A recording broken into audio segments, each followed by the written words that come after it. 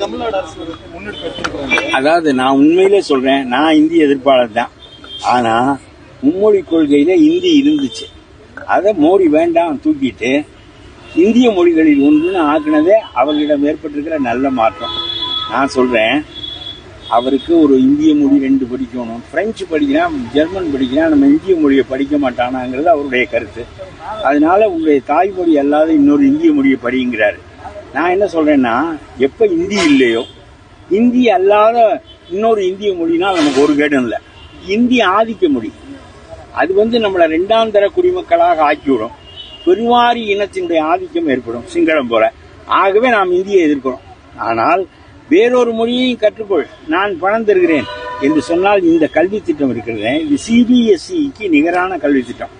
கணினி, நூலகம், என்ன பசுமை கட்டிடங்கள், எல்லா வசதியும் சிபிஎஸ்இல 1 லட்சம் ரூபாய் கட்டி படிக்கின்ற மாணவர்கள் என்ன வசதி அடைகிறார்களோ அதே வசதியை இங்கே உள்ள மாணவர்கள் அடையலாம்.